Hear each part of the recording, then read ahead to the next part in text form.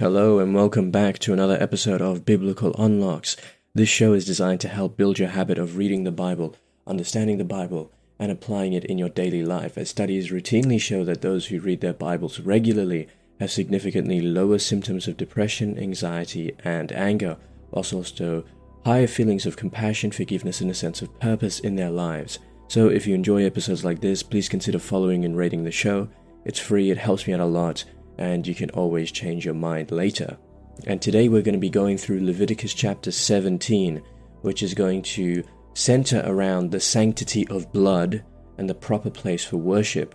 This is really important because this is going to actually set up the basis for why we couldn't eat blood, why we have to make sure that blood is really sanctified and sacred in these sacrifices. And we're going to see the very famous verse, Leviticus chapter 17 verse 11, "For the life of the flesh is in the blood."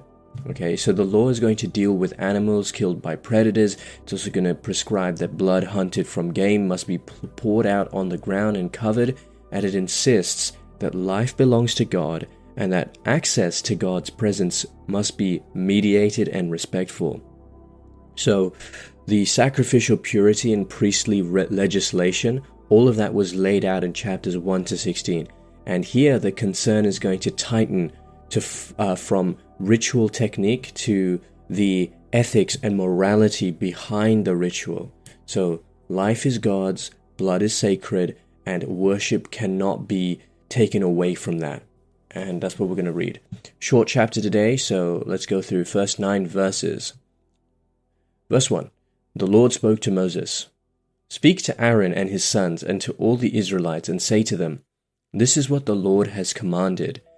If anyone of the house of Israel slaughters an ox or a lamb or a goat in the camp, or slaughters it outside the camp and does not bring it to the entrance of the tent of meeting to present it as an offering to the Lord before the tabernacle of the Lord, he shall be held guilty of bloodshed. He has shed blood, and he shall be cut off from the people."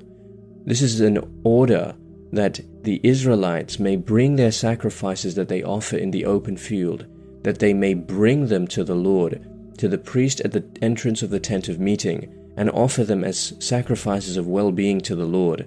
The priest shall dash the blood against the altar of the Lord at the entrance of the tent of meeting, and turn the fat into smoke as a pleasing odor to the Lord, so that they may no longer offer their sacrifices for goat demons to whom they prostitute themselves. This shall be a statute forever to them throughout their generations. And say to them further, anyone of the house of Israel or of the aliens who reside among them, who offers a burnt offering or sacrifice and does not bring it to the entrance of the tent of meeting to sacrifice it to the Lord, shall be cut off from the people. Verse 10. If anyone of the house of Israel or of the aliens who reside among them eats any blood, I will set my face against that person who eats blood, and will cut that person off from the people. For the life of the flesh is in the blood, and I have given it to you for making atonement for your lives on the altar. For as life, it is the blood that makes atonement. Verse 12. Therefore I have said to the Israelites, no person among you shall eat blood, nor shall any alien who resides among you eat blood. And any one of the Israelites or of the aliens who reside among them who hunts down an animal or bird that may be eaten shall pour out its blood and cover it with earth. For the life of every creature, its blood is its life. Therefore I have said to the Israelites, you shall not eat the blood of any creature, for the life of every creature is its blood. Whoever eats it shall be cut off. Verse 15.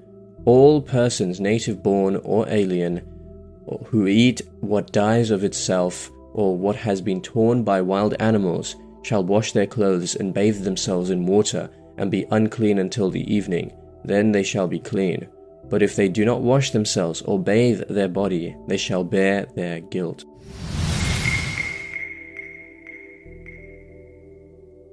Alright, time for some deep biblical unlocks. So in verses 1 to 9, we saw that there must not be any centralized or private cults, right? So God actually forbids the Israelites from just slaughtering animals wherever they please, or offering their sacrifices to what he called goat demons or local spirits. So that's basically, and this is something which is really important throughout Leviticus. The idea of Leviticus is to remember that God is holy. That is, God is set apart. That's what the Hebrew word means, holy. And in order to be set apart, you cannot follow the ritualistic proceedings of the neighboring countries, the neighboring societies, like the Canaanites, who would boil a goat in its own milk, right, as a fertility ritual. And that's why there is actually a really odd law in Leviticus. It's actually in Exodus, but it's the sort of theme is present throughout Leviticus as well, where there is a law that you shall not burn or you shall not boil a goat in its mother's milk, right? And people will scoff at that, but the idea or the wisdom behind that, once you understand the biblical context, it starts to make a little bit more sense. Instead, every slaughter that is intended as worship must be brought to the tent of meeting, where the priest will offer it before the Lord, and the person who slaughters outside the tent is to be cut off. That is a severe phrase, right? It says, the person who slaughters outside the tent of meeting is to be cut off from the people. So, what does that mean? Worship is really important. It's not a private pastime. It's not a DIY spirituality sort of thing. It's not something that you can just do on your own. It is central, it is ordered, and it's part of a particular pathway of proceeding. Again, another theme that Leviticus is trying to hit home is the seriousness of sin.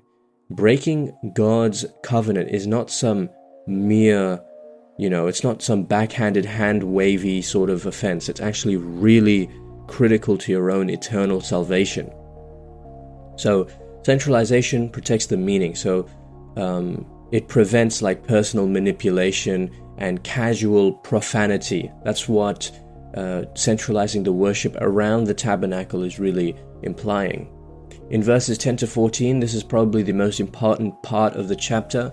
Blood is life, right? God commands, do not eat blood, whether from domestic sacrifices or what you slaughter yourself. And the most important, theologically decisive verse in the entire chapter, and what we've been coming to throughout Leviticus, throughout this book, for the life of the flesh is in the blood, and I have given it to you on the altar to make atonement for your souls. What does that mean? Blood belongs on the altar as the locus of life and atonement. Eating blood is treating life as common food rather than as sacred, right? So that's what you would be saying if you just ate blood willy-nilly. You're actually diluting its salvific purpose in atonement for your souls. What we eat expresses our own theological convictions. Do we treat life as God's or as our own commodity? And furthermore, we have that atonement logic, right? Blood mediates life for life, and it also points towards the merciful sacrifice, the blood that was shed on Calvary, which covers our own sins. So, and this is not just some willy-nilly sort of hand-wavy law, because this is actually present throughout the Bible and even in the New Testament. In Genesis chapter 9 verse 4, Noah is told that he's not to eat blood. In Deuteronomy 12:23, Leviticus 3 and 7, we saw that fat and blood rules, and how we constantly had to keep coming to this chapter to regard or to understand why blood is prohibited from being consumed. And then in Acts 15:19-20, the early church actually abstains from eating blood, possibly because of the neighboring Canaanite and polytheistic religions who were promoting the eating of blood and other strange rituals.